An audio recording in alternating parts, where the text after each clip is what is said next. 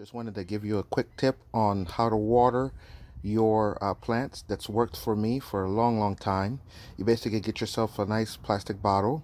It doesn't matter what brand. You want to get yourself a bottle and a push pin. And so what you're going to do is you're going to just press the pin in the center, and then one on one side, one on the other side, one on the top, one on the bottom, and you're just going to make basically like a 5-pin cushion here.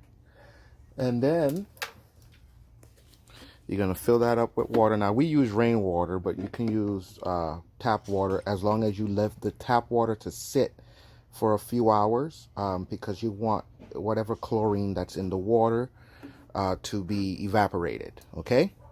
And so once you have this here, I usually squeeze it just to make sure that I have a nice clear area. And then once I have that,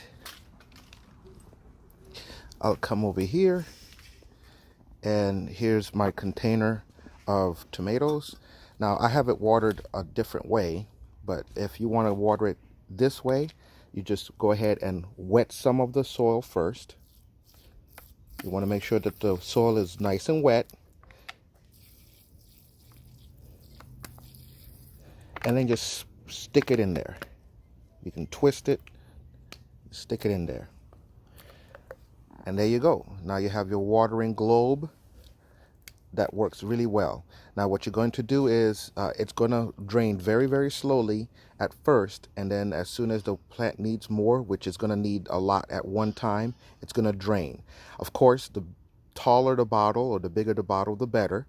And then once it's done, you just pull it out, take the cap off, and fill it up again, and there you have it. This will water your plant, depending on how big, between 3 days and 7 days. Have a wonderful day.